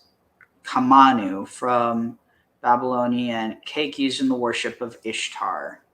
Interesting. So that's a Kaman. This is Kawan. Kaman, Kawan. Anyway, I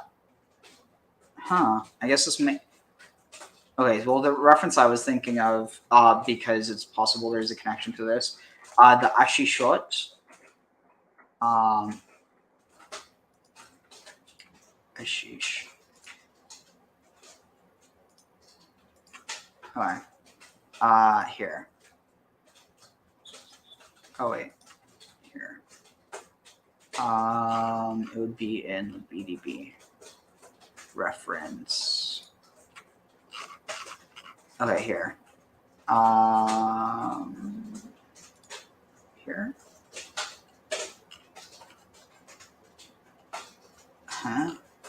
Should be here. Oh, sorry. Okay,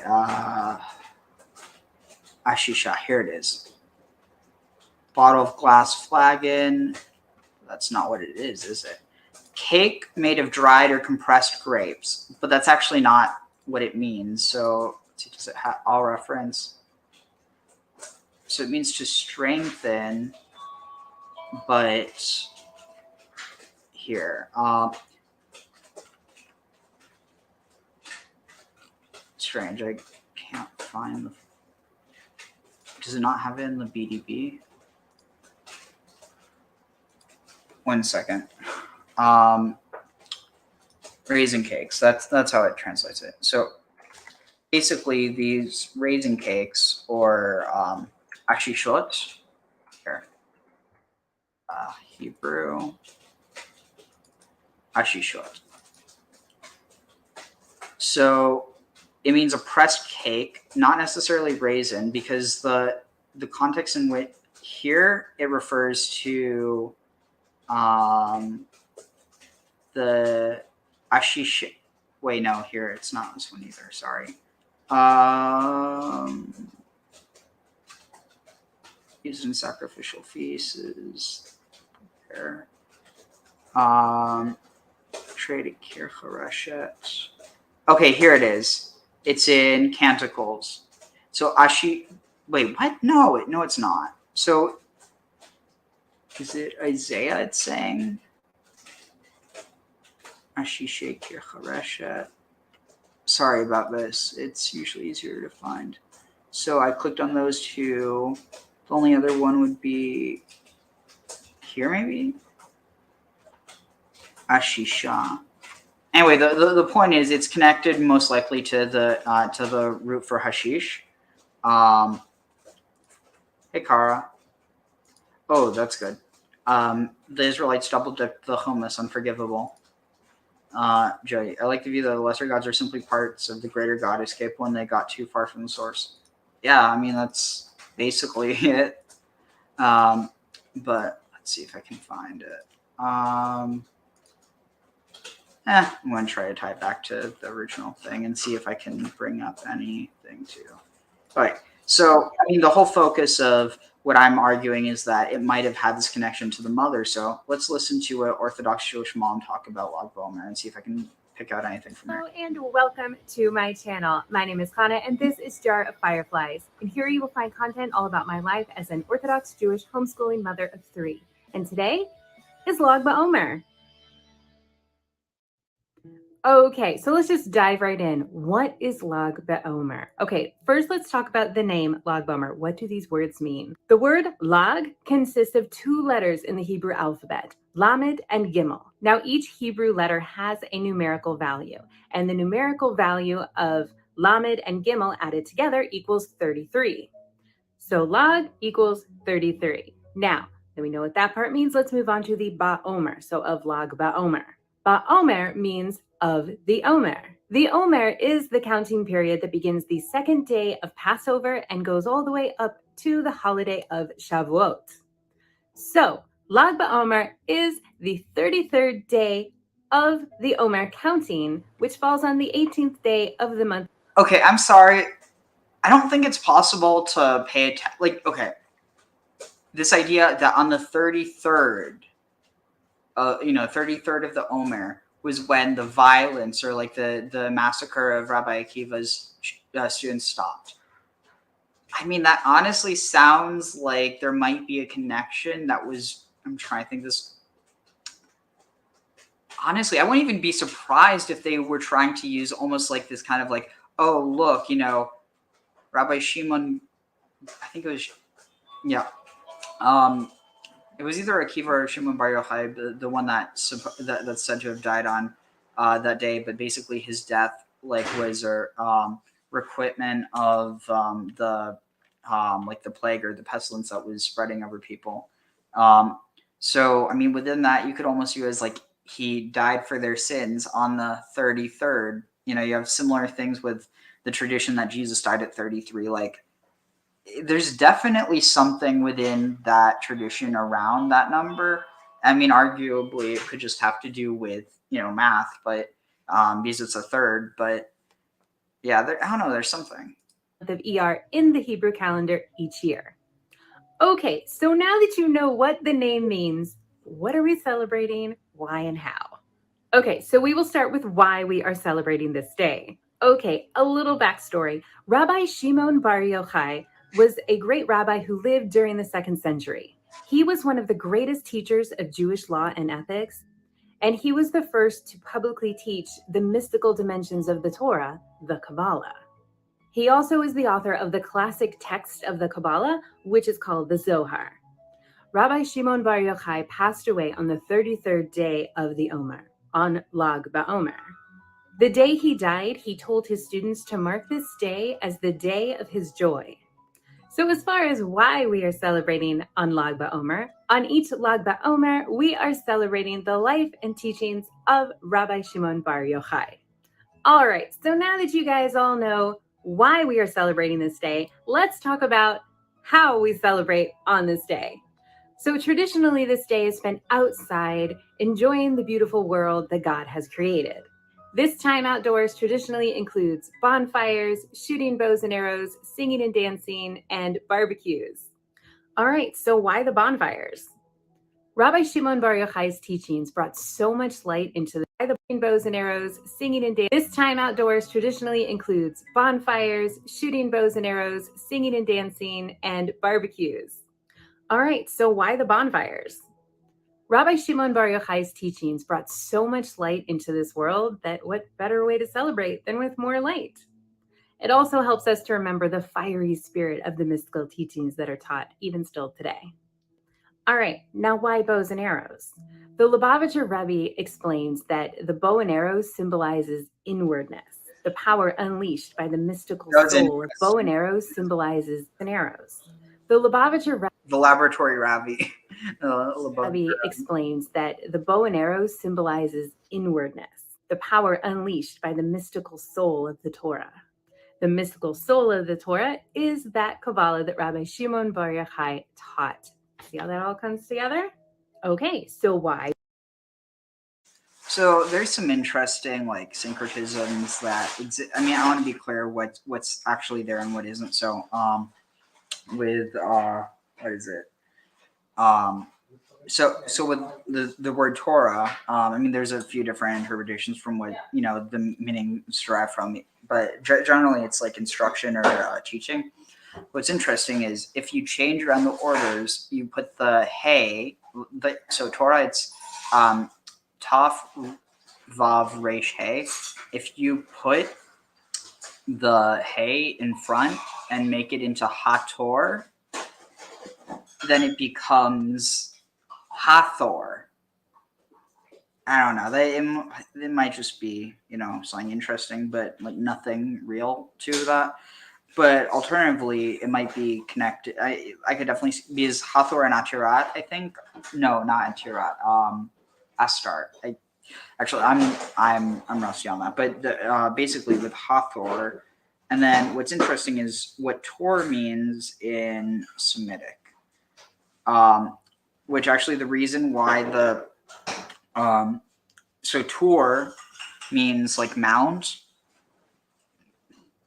and because of that, that's actually where the Taurus mountains. It's not the Bull Mountains. It's the Turas. It's derived from Semitic, but it was taken into Greek as Taurus, like bull. But anyway, the point being is that it's derived from the Semitic root mountain, and so you have this idea of the Torah was given on a mountain on a Tor, and it's written on the skin of usually heifers, but I think it has to be a female animal. I might be wrong about that, but the point is it has to be on the skin of a bull. So you have this, and then obviously in Latin and Greek, Torah has the root connection with bull. But I'm not someone who's going to argue, oh, that means that it's all connected. Like if someone could make an argument that isn't just based on they sound similar, then it would be interesting. But it does seem just highly speculative. But dancing and music. All right, so part of the Omer period is a time of mourning for the 24,000 students of Rabbi Akiva, who was Rabbi Shimon Bar Yochai's teacher, who died during this period. The Gemara tells us that in the weeks between Passover and Shavuot, a plague raged among the disciples of Rabbi Akiva. The plague was said to be because they did not treat each other respectfully. They didn't act respectfully towards each other. So we observe this time during the Omer as a period of mourning with certain things prohibited by both law or by custom. Now, on Lag BaOmer, all the deaths ceased. Nobody died that day. So because of this, Lag BaOmer also carries the theme of loving and respecting one's fellow, which we call Ahavat Yisrael. So along with what I just said, it's also a really big day for weddings and upshirins, both of which can be really big celebrations. An upshirin, by the way, is the first haircut that a Jewish boy gets when he turns 3. If you are interested in learning more about that, I will link a video in the description box below to a video where I talk all about upshirins and I show you my son getting his upshirin.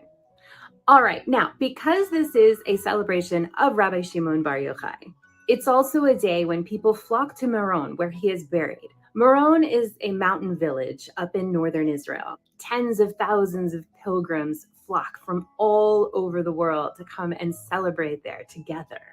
I am talking round the clock, singing and dancing like you have never seen before. It is quite a party, I have heard. All right, so how are we celebrating this year? In my community, we do have some communal celebrations. All of these celebrations are outdoors. There are a few different bonfires going on. There is a barbecue happening with Bonfire at another place. There's just like a lot of things like that. So kind of sticking with that bonfire and barbecue theme of things and being outside. These celebrations in my area are ranging from you better RSVP because there's only so much space available to come as you are. We've got plenty of space. So that's kind of how that is happening here around us. In the past, before there was this whole COVID thing going on, we would generally have a huge community barbecue, cookout, shooting bows and arrows, flying kites, playing ball, all sorts of things, like meeting up at a big park. So yeah, always an outdoor celebration, always generally with a barbecue, you know, and the bonfire, like all those sorts of things. This year, for me personally, now I have just gotten back from a big camping trip. So I have already spent the whole week outdoors, enjoying God's wonderful creation. And I think we're just going to have it a quiet Lag BaOmer at home. So I think what we're going to do is just as a family, we're going to have a bonfire outside in our backyard. We'll probably roast some marshmallows and cook some hot dogs, kind of do our little barbecue stuff out there. We will definitely be shooting some bows and arrows. That is something we like to do in the backyard for fun. So that will come out. And other than that, just we'll spend as much time outside as we can during Lag BaOmer. All right, so that's it, folks. I just wanted to pop in and give you guys a short video to explain to you this holiday, which is today. So that's kind of fun. And I will be back next week with some more vlogs. I'm super excited about that. So make sure that you are subscribed if you are not subscribed so that you don't miss those videos. And if you enjoyed this video and learning more about our holidays and customs, please hit that like button. It helps me know what kinds of videos you guys like, and it helps my channel out a lot. All right, drop me a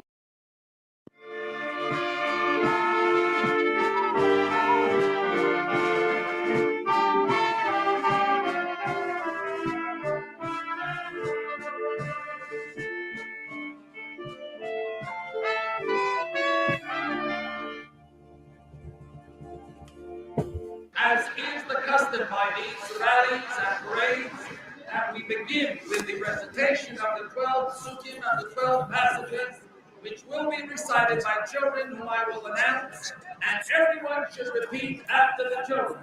B'chol dor v'dor will now be recited by Devorah Tumbak of Yeshiva Achiezer and Chana Nesarosh of Yeshiva of Kings Bay.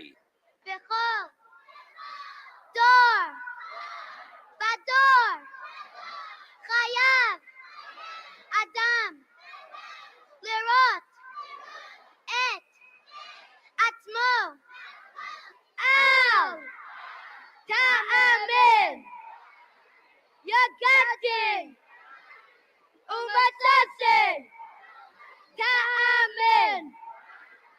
That was very good, boys.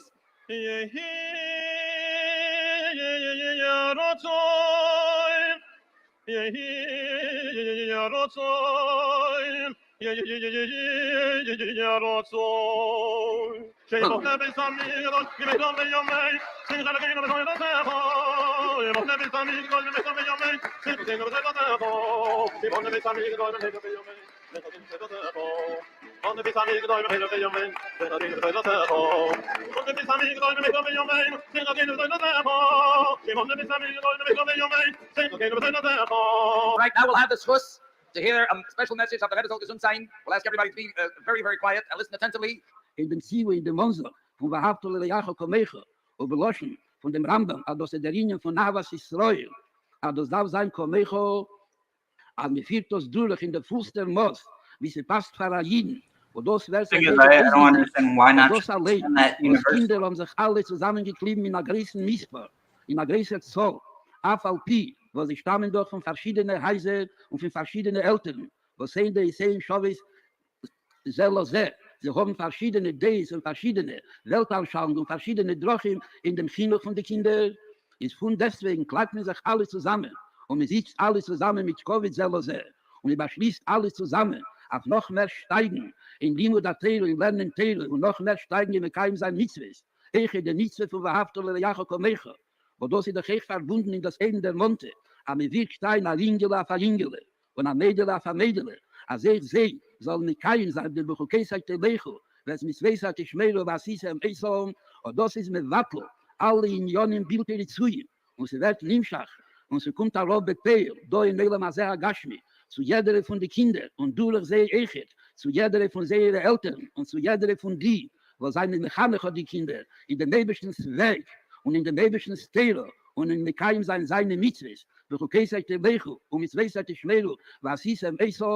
get on with the parade, Kindle. May I just take 1 second? Let's give the Rebbe a Bruche, that he should be zeichen to take us out of dollars because of Mamish, Arzeinu, Agneisha, Gesundheit und Freiheit.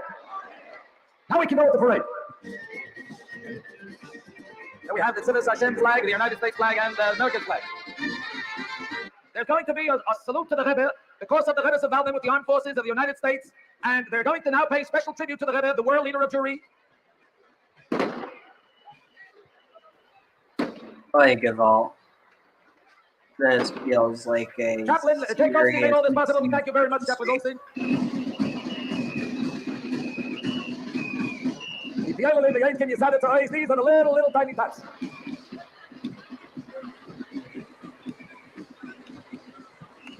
Here comes now the 10 mitzvah campaigns. This is a presentation by Sefirat HaOmer, the Bāʔōmer Jewish organization. Each one of the wagons that's coming by now depicts another one of the mitzvahs in images. First is Ahavas Yisrael, about which the Rebbe spoke about today. Then goes the mitzvah of chinuch, education for every Jewish boy and girl. Then goes the mitzvah of Torah, learning Torah. Ayolei Tzarei Hashem with their own band. This is something new this time.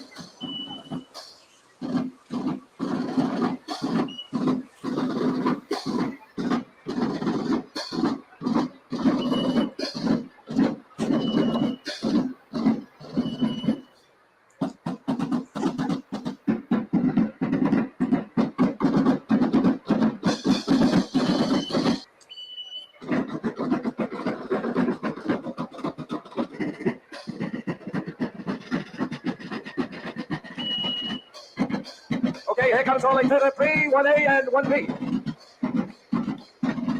These are the Sefirat HaOmer, the little soldiers of Hashem Yisrael. Keep the olive right behind them, okay? Keep the base. Okay? Ahavas Yisrael, here go the Kindle in their uniforms. Highest Malison. Here comes Yeshiva Zachai Shneimim, Pittsburgh, Pennsylvania. Give him a hand. They had a special privilege to come to New York to be able to be part of the parade. This is the County Tyrone Pipe Band. Am I right on that? County Tyrone Pipe Band? Okay, give him a hand. Let's go.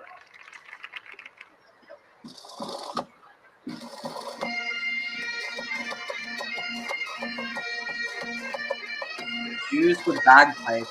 That's... You recognize the tune? We want the Mashiach now. How about it? How about it?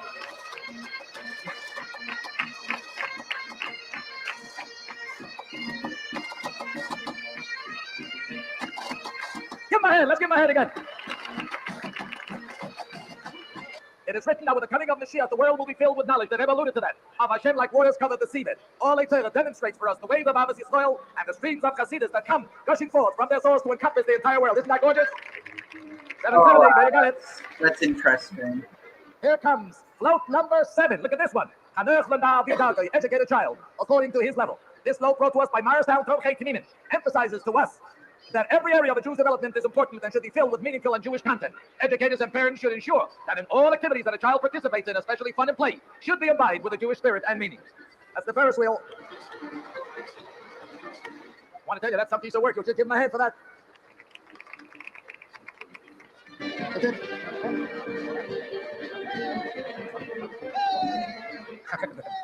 Albany, Rabbi Reuben. We got you, Rabbi Reuben. Albany coming in. Now, of course, the contingency again of the carriages. The little oil of the Yankin through the Meron and Yisada to Ois. The Hash Beisayim and the Snacking.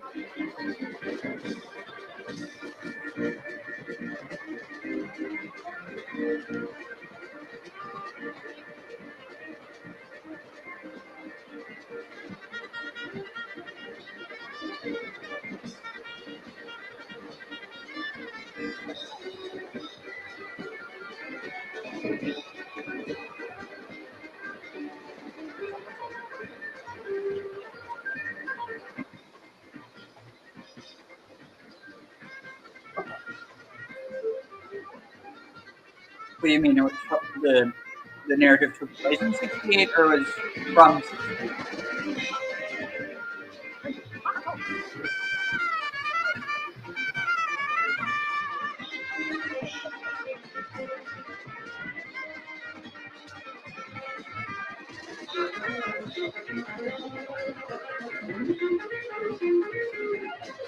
here comes another side of a moment of silence. That's about the silent prayer in the public schools, about the Rebbe has been speaking about lately.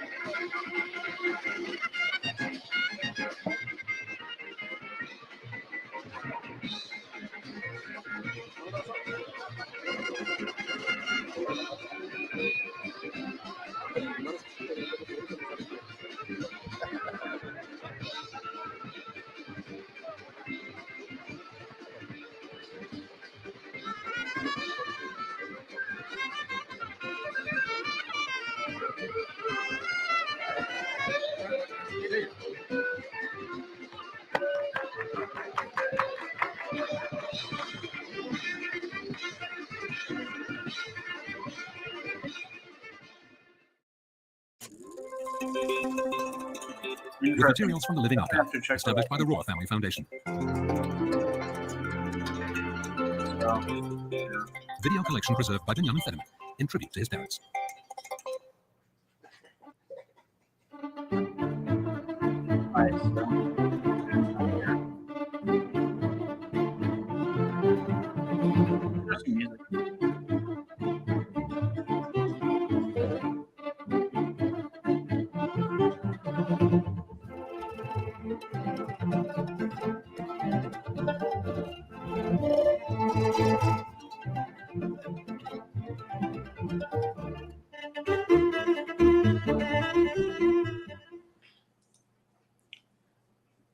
All right. Well, have a good night, everyone, and I'll see you all next time. And happy Lag BaOmer, wherever it came from.